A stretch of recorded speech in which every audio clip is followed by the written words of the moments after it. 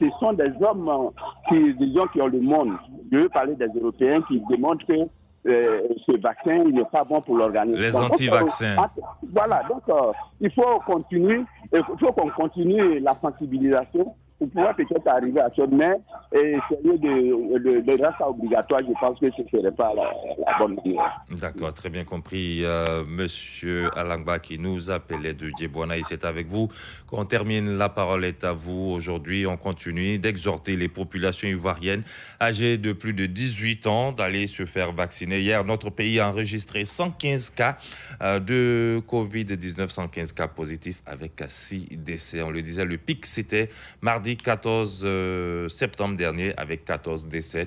Des quoi à alarmer ou réveiller les consciences. Allez donc vous faire vacciner. C'est vrai, ce n'est pas obligatoire, c'est volontaire. La parole est à vous, c'est donc terminé. On se retrouve demain 6h30 sur Radio Côte d'Ivoire. Vous pouvez réécouter cette émission ce soir à 22h15 sur Radio Côte d'Ivoire et sur notre site internet www.rti.ci, onglet Radio Côte d'Ivoire.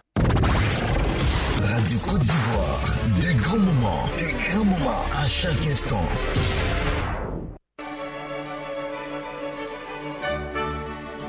La revue des titres.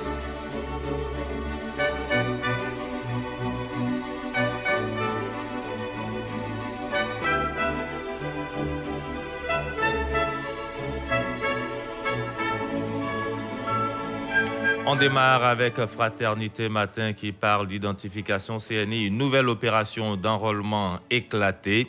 Les dates de lancement et les sites choisis dans le numéro du quotidien Fraternité Matin paru ce jeudi. Le nouveau réveil lui donne la parole à Danho Paulin, ministre des Sports, qui dit la décentralisation, les compétences transférées aux collectivités, mais pas de moyens. Là, il s'exprime en tant que président de l'UVICOSI.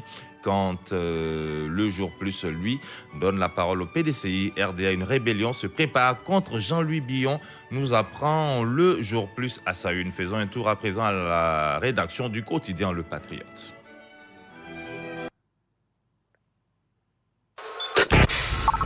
Appel à une rédaction. Comme tous les jeudis, nous sommes en ligne avec Sangaré Yacouba de la rédaction du quotidien Le Patriote. Monsieur Sangaré, bonjour. Bonjour, M. Aboussela et à tous les auditeurs de Radio Côte d'Ivoire. À la une, ce jeudi, vidéo-verbalisation 10 jours après son entrée en vigueur. Le nombre d'accidents en baisse de 28%, c'est ce que vous nous apprenez ce matin. Effectivement, c'est le constat qui est fait une semaine après le lancement de la vidéo-verbalisation dans le cadre de la stratégie nationale de lutte contre l'insécurité routière. Je rappelle que ce plan a été mis en œuvre par le gouvernement pour faire face à la recrudescence des accidents. Faut-il le rappeler, avant la mise en œuvre de ce plan, la Côte d'Ivoire faisait face justement à une flopée d'accidents de la circulation.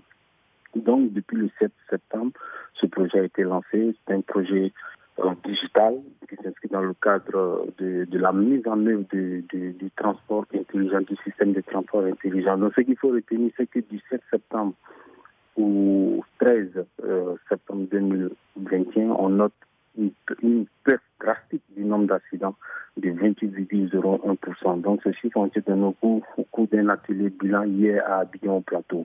Donc, ce qui est important aussi, il faut savoir aussi que les véhicules non en règle aussi, beaucoup de véhicules non en règle aussi ont arrêté de circuler parce que pour éviter de payer une amende, les propriétaires de ces véhicules ont décidé justement d'immobiliser leurs engins pour pouvoir se mettre en règle. Et ici, il faut noter aussi que 2000 véhicules aussi ont été justement arrêtés pour défaut des plaques d'immatriculation ou des plaques d'immatriculation fantaisiques. Donc le constat qui se dégage, c'est qu'au bout de ces 10 premiers jours justement de la mise en œuvre justement de ces systèmes-là de transport intelligent, il y a une nette amélioration au niveau de la sécurité routière et ce qui est à saluer. D'accord. Un peu de politique en quelques mots. RHDP, les 3 grands défis à relever par les Oufouettis. Effectivement, c'est une analyse que nous faisons justement pour situer les perspectives pour le RHDP après les élections passées. Quels sont ces 3 défis? Le premier défi que nous disons, c'est le défi justement de poursuivre son implantation sur le terrain. Les récentes élections, notamment les élections législatives, ont démontré que dans certaines zones du pays, notamment au centre, le reste du pays a connu une régression. Mais aussi à l'ouest, aussi un peu à l'est. Donc, ça veut dire qu'il faut que le RAGP doit continuer de se battre justement pour renforcer son implantation dans ces zones-là. Ensuite, le deuxième défi, c'est la proximité, le renforcement de la relation de proximité entre les cadres et les militants. Les militants se plaignent beaucoup justement de ne pas sentir justement cette relation forte entre eux et les cadres. Ils reprochent notamment aux cadres d'être très distants.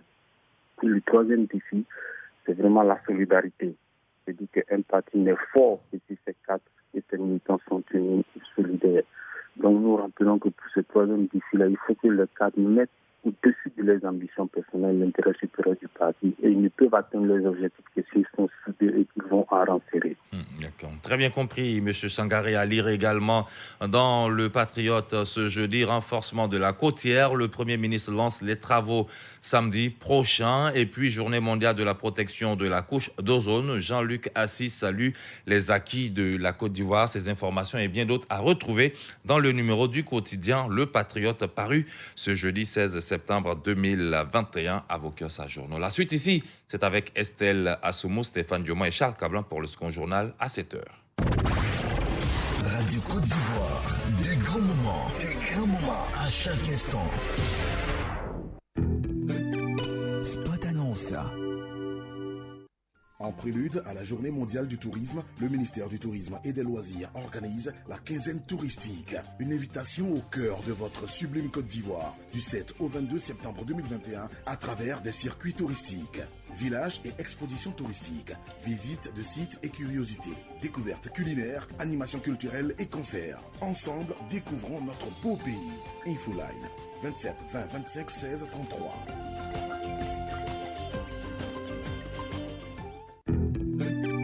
Spot annonce.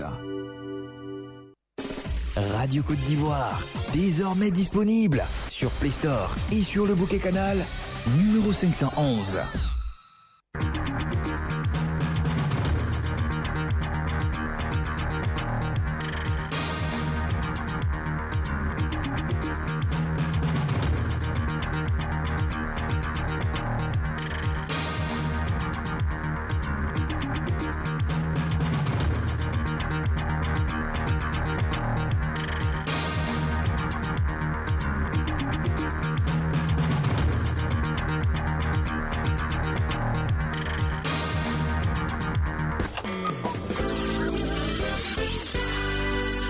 Il est 7h.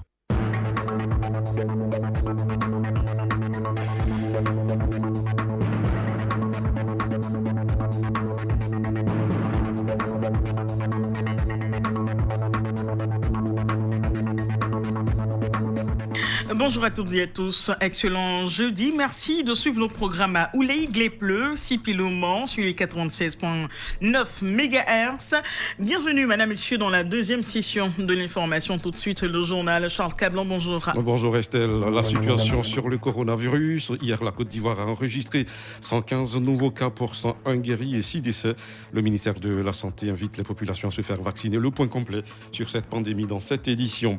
Le taux d'accident sur la route a baissé de 30% depuis quelques jours, conséquence de la campagne de sensibilisation et de répression initiée par le ministère des Transports sur la sécurité routière. Révélation faite par le directeur de la mobilité urbaine. Et puis la mort du chef du groupe État islamique au Grand Sahara, Adnan Abou Walid, a été tué le mois dernier par les forces françaises. Annonce faite hier par le président français lui-même. C'était l'ennemi public dans la zone des 3 frontières entre le Mali, le Burkina Faso et le Niger. Voilà donc pour les titres. Radio Côte d'Ivoire, le journal. Bonjour et merci de votre fidélité. On commence avec l'agenda du Premier ministre. Oui, le chef du gouvernement qui a donc reçu en audience les membres de la plateforme des régulateurs de l'audiovisuel des États membres de l'UEMOA et de la Guinée. Ces professionnels de la communication sont donc à Abidjan dans le cadre d'un colloque international sur les stratégies de régulation des services de médias audiovisuels en ligne organisé par la ACA, la Haute Autorité de la Communication Audiovisuelle. Et ils sont donc allés faire le point de ce séminaire au chef du gouvernement afin d'entamer une procédure d'élaboration l'élaboration d'une réglementation communautaire qui va permettre aux États de s'adapter à ce système. Le Premier ministre revient ici sur l'importance de la régulation des services des médias pour les États. Patrick Kachi. Ce sujet devient de jour en jour d'autant plus important pour les médias que ce à quoi on assiste dans nos pays, c'est un détour du média papier vers l'information en ligne. Les tirages des journaux chaque année deviennent de moins en moins importants et contraint nos journalistes et nos propriétaires de journaux à véritablement créer tous leurs journaux en ligne. Cette tendance évolue à une vitesse extrêmement grande et si la législation n'est pas capable d'anticiper sur cette évolution-là, on risque véritablement de se trouver dans une situation où, plutôt que d'être l'opportunité qu'elle doit être, je dirais, elle devient une véritable menace. Donc la mission, bien sûr, et les réflexions que vous venez, je dirais, de conduire là, entre directement dans le champ de préoccupation des gouvernants que nous sommes. Et notre souci, bien sûr, est de légiférer sur ces questions. Le Premier ministre Patrick Kachi recevant hier les membres de la plateforme des régulateurs de l'audiovisuel des États membres de l'UEMOA et de la Guinée. On parle maintenant de cet atelier de restitution sur la corruption, les résultats clés de l'étude diagnostique du phénomène de la corruption et des infractions assimilées en Côte d'Ivoire, initiée par la Haute Autorité pour la bonne gouvernance, soumis donc à validation au cours d'un atelier qui s'est tenu à Abidjan, une restitution qui s'inscrit dans le cadre de l'élaboration de stratégies nationales de prévention et de lutte contre la corruption et les infractions assimilées. En dépit de nombreux efforts consentis, la Côte d'Ivoire reste confrontée au fléau de la corruption avec ses conséquences sur le développement économique et social du pays. Et à l'entame des travaux, le ministre de l'Économie et des Finances a indiqué que ces assises offrent l'opportunité d'identifier les causes et les manifestations du phénomène. La corruption impacte négativement l'économie du pays. C'est ce que nous dit ici Adama Koulibaly. Chaque année, plus de 1000 milliards de dollars sont versés en pots de vin. 2600 milliards de dollars, soit plus de 5% du PIB mondial, sont détournés. Le programme des Nations Unies pour le développement estime que dans les pays en développement, le montant des fonds soustraits de leur destination par la corruption est 10 fois plus élevé que celui de l'aide. Mais la corruption ne se limite pas au détournement de fonds. Elle est également cause d'une insuffisance de contrôle qui peut, à son tour, encourager les réseaux criminels organisés et favoriser des infractions telles que la traite d'êtres humains, le trafic d'organes et de migrants, la contrefaçon et le commerce d'espèces menacées d'extinction. C'est pourquoi la lutte contre ces fléaux constitue l'une des priorités de son Excellence, Monsieur le Président de la République et du Premier ministre, chef du gouvernement. Enfin, maintenant, le point de la situation de la Covid-19. Le ministère de la Santé, de l'Hygiène publique et de la couverture maladie universelle a enregistré donc ce mercredi 15 septembre 2021 115 nouveaux cas de Covid-19 sur 2814 échantillons prélevés, soit un taux de 4,1% de cas positifs, 101 guéris et 6 décès. À la date du 15 septembre 2021, la Côte d'Ivoire compte 58 341 cas confirmés, dont 56 245 personnes guéries, 540 décès et 1556 cas actifs. Le nombre total d'échantillons est de 961 259.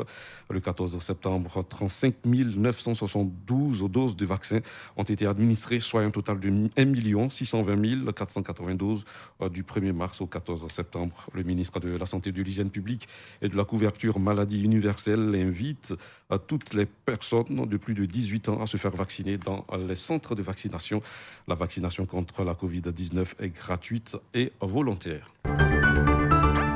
Le taux d'accidents sur les routes a baissé. De 30% ces derniers jours. Cela est dû à la campagne de sensibilisation et à la phase de répression sur la sécurité routière initiée donc par le ministère des Transports. Information donnée hier au cours d'un atelier bilan et perspective de la stratégie nationale pour la sécurité routière.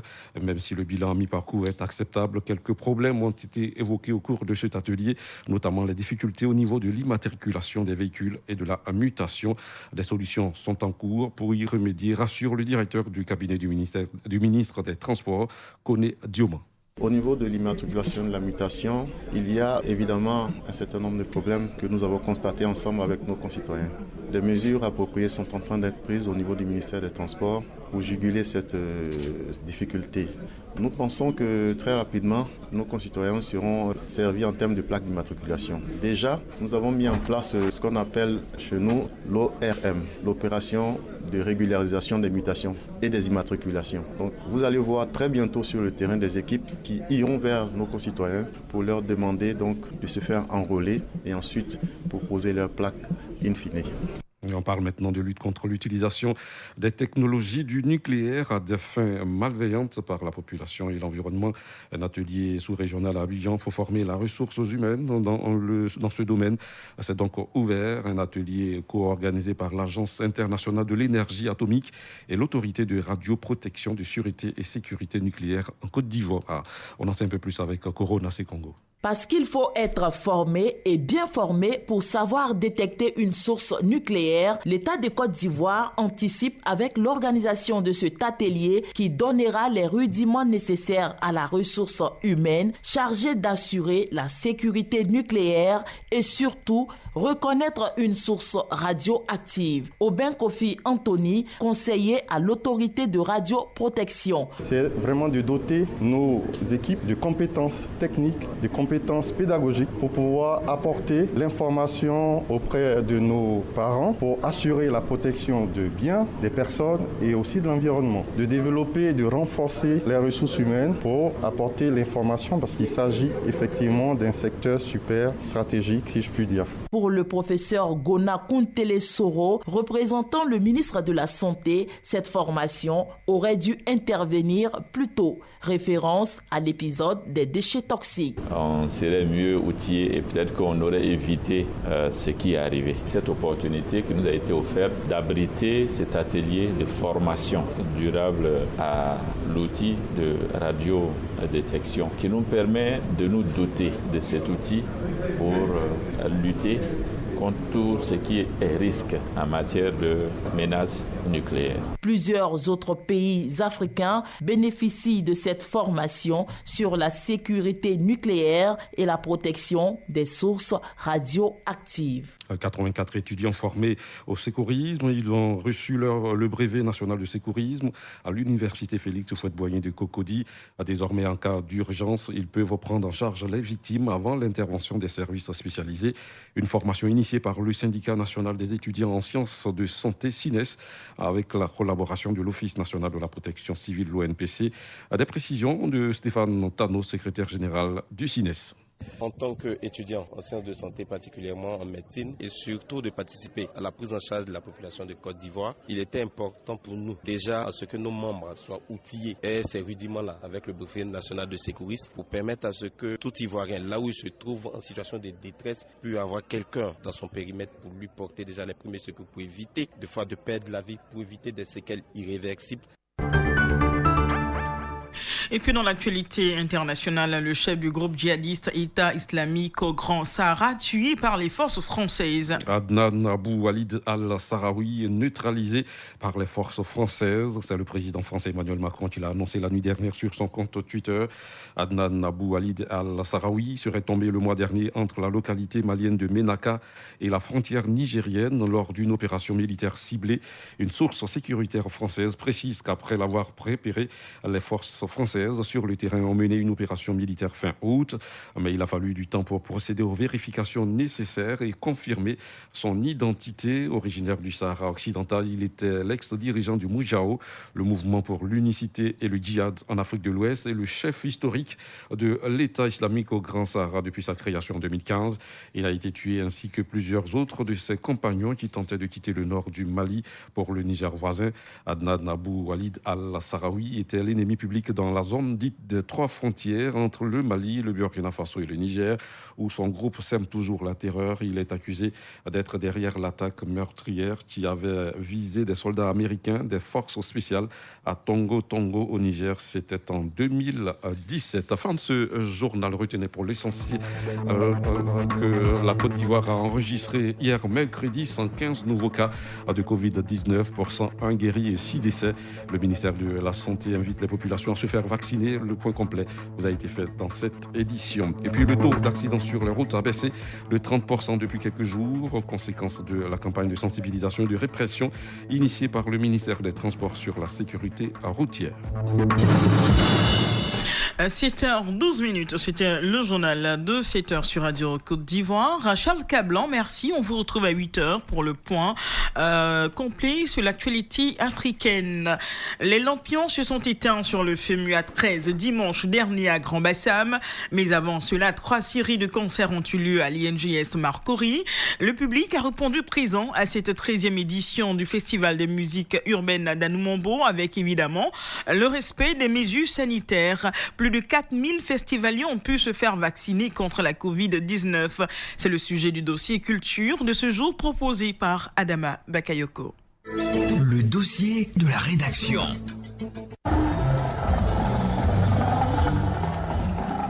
Pluie de son et de lumière sur le stade de l'INJS. Des artistes à de renommées nationales et internationales se sont succédés sur la scène du FEMIA devant un public chaleureux qu'on peut estimer à plusieurs dizaines de milliers. Sur scène ce vendredi 9 septembre, le Sénégalais Pape Diouf fait son show au moment où l'horloge indique 3h du matin.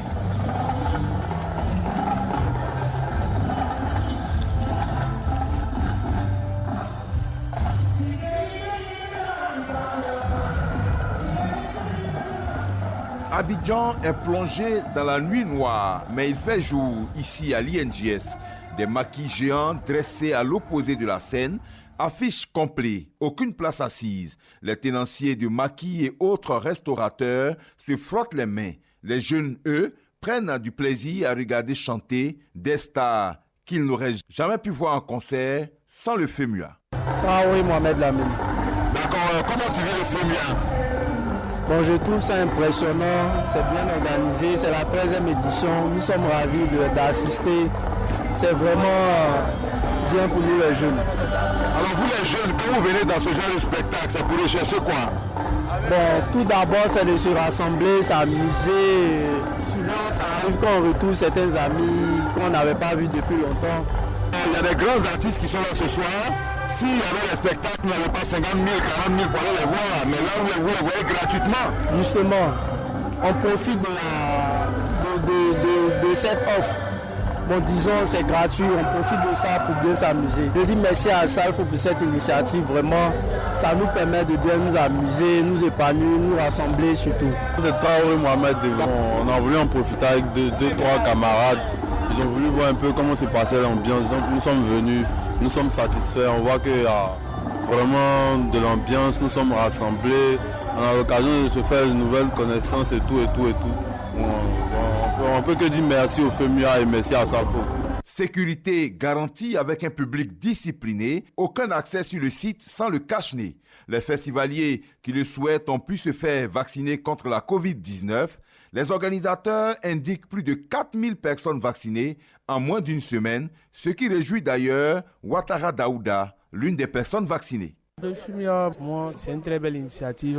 Ça permet à la jeunesse de pouvoir mieux s'instruire à travers les stands de sensibilisation, compte tenu de la pandémie aussi. Donc, ça a été vraiment très bien pensé. Pour pouvoir accéder au site, il faut avoir forcément un cache-nez et sensibiliser encore plus la jeunesse à pouvoir faire le vaccin. Donc pour moi vraiment c'est une très belle initiative puisque la jeunesse aujourd'hui c'est toujours forcément les trucs d'animation, festivités qui les regroupent généralement. Donc on en profite en même temps de ce canal-là pour pouvoir mieux les sensibiliser. L'apothéose du FEMUA a eu lieu le dimanche à Grand-Bassam entre 18h et 23h. Notons que l'Institut français au plateau a également accueilli plusieurs artistes pour des spectacles. Paris réussit donc pour Asalfo et ses camarades. Seul bémol à ce tableau, le passage tardif le samedi à 5h du matin de la star congolaise Koffi Olomide, qui a d'ailleurs fait savoir son mécontentement. Rideau donc sur le FEMUA 13 et à l'année prochaine pour le FEMUA 14. C'était le dossier de la rédaction.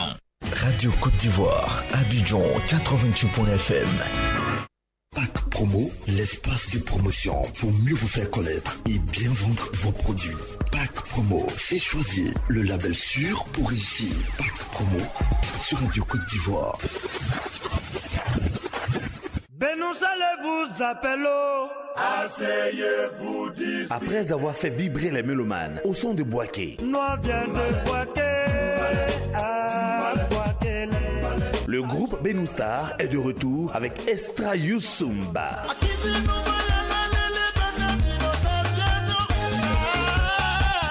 Estra Youssumba du mythique groupe Benustar. Un savant dosage de Youssumba, de Mapuka et du Madinga. C'est mon Youssumba, c'est mon Madinga, c'est le Mapuka. Estra Youssumba, extrait de nouveau maxi single de Benustar, disponible dans les bacs. Infoline 01 40 74 42 84 05 76 07 74 73. Promo sur Radio Côte d'Ivoire. Dans une société où la vertu n'a plus droit de citer, chacun doit avoir en partage certaines valeurs. Il faut qu'on s'approprie les vertus, qu'on transmette aux jeunes ce qu'on a reçu. Pour cela, Batouma arrive avec valeurs en partage pour une société meilleure. Ayons en partage ces valeurs qui pourront nous faire progresser. Oui, conclusion, un tir vaut mieux que 225, tu l'auras, veillons à ce qu'on ne s'y trompe pas. Valeurs en partage de Batouma, disponible dans les bacs. Contact 0505 71 37 11. Promo, c'est choisi le label sûr pour réussir. La Fondation Désert Verdi vous présente l'album du chantre J.P. Jobo intitulé Dignes-tu Seigneur. Quand je suis devant la mer rouge, l'ennemi derrière moi. Des mélodies divinement inspirées qui transportent l'âme. Dignes-tu Seigneur d'être adoré. Chantre J.P. Jobo, c'est la louange à la gloire de Jésus.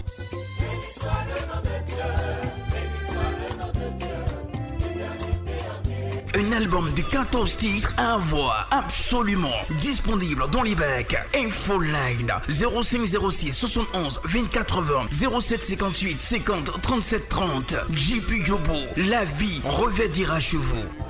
Dans ce monde de ténèbres pour nous sauver. Pack Promo, c'est choisi le label sûr pour réussir.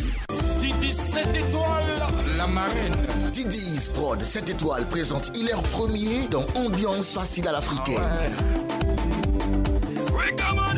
Ambiance facile à l'africaine de Hilaire Premier en maxi single de 8 titres pour surchauffer vos soirées. Ambiance facile à l'africaine disponible en téléchargement. Infoline Abidjan, GM Manager 07 89 78 80 39 Paris plus 336 78 30 86 81. Ambiance facile à l'africaine de Hilaire Premier en vrai régal de musique.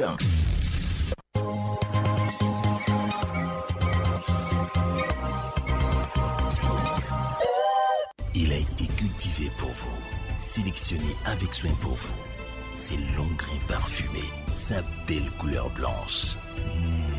Un vrai délice ce riz. Moi, j'ai choisi le riz La Rizière pour ma famille et tout le monde est d'accord. Pour mes repas de tous les jours et même pour les grandes occasions, c'est toujours le riz La Rizière. Il cuit bien et c'est bon. Fais comme moi, prends ton riz La Rizière. La Rizière, la source du bon riz. Un produit Carré d'Or. Venez les enfants, cette fois-ci on partage votre laiti. Laiti, lait en poudre instantané, vitaminé, riche en calcium et au goût crémeux incomparable que vous aimez tous. En plus, après une activité sportive, boire le lait Laiti vous garantit pleine forme et bonne santé. Existe en sachet de 25, 400 grammes et en boîte de 400 et 900 grammes. Laiti, le maximum d'énergie. Une marque Carré d'Or. Qui c'est qui révise bien ses leçons et qui a de super notes en classe? C'est moi. Qui c'est qui a eu son bac avec mention et qui va bientôt à l'université? C'est moi. Qui c'est qui est capable de soulever la table avec un bras? C'est toi. Et qui nous permet de nous régaler avec ces pâtes si délicieuses qui nous procurent tant d'énergie? C'est moi. Le repas est servi. Ouais. Alors, c'est qui la vraie championne? Maman. Maman, c'est toi qu'on préfère. Ça sent bon ta sauce et c'est bien rouge. Maman, c'est le double concentré de tomates Alissa, fait à base des meilleures tomates naturelles, sélectionnées pour leur goût et leur qualité. La tomate Alissa se conserve très bien et ne noircit pas. En plus, Alissa rehausse le goût des plats. En voici des manières. C'est ma fille qui me montre des astuces de cuisine. Alissa, le goût parfait, existe en boîte de 56 grammes, 400 grammes et 2,2 kg. Une marque Garidor. Ça a l'air bon ton plat là. C'est bon, mais il manque un petit quelque chose pour que ce soit parfait. Bon, Alissa ketchup. Voilà. Maintenant, vas-y, tu peux goûter. Alors?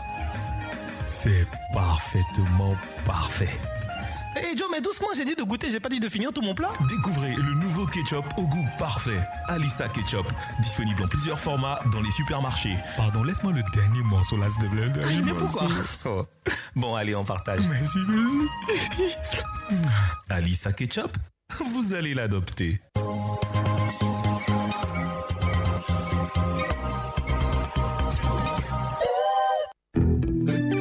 Spot annonce.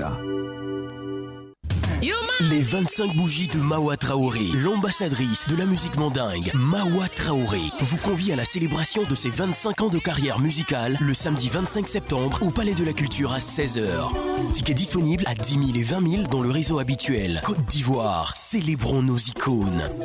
Rendez-vous le 25 septembre à 16h au Palais de la Culture. Infoline 0707 15 40 40. Un événement back-office et Vlisco. Marraine, honorable Ami Tungara.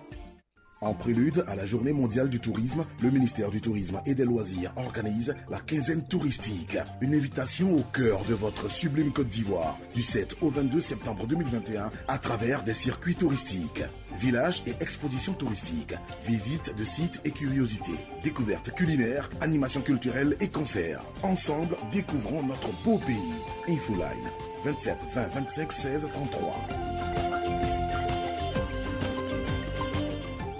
azo anyiri ayebele no gua wala de coronavirus covid-19 o de abre bie o nya abre gram o guzua zumani akwadre ne ma abre wala de Côte d'Ivoire nka namdo namasase gua imi awra preni to bua to trawa zo le de ano zo kwadre ne propam an kere na digbe mu grinwa anyo so gregre gua yo abra preni gua la coronavirus ebra bia ma abeya to bua to trawa zo la de anyo le bri mu abedo akobro lu mu kesebo ni pe gu korbaro owozi numéro grela 143 125 119 ambe ni engam que 101 wazi Weni girasa ministère de la santé et de l'hygiène publique et de la couverture maladie universelle mo agbe mo azola moni mo ka eduruve mo nu la dubo la bone mo ai maso.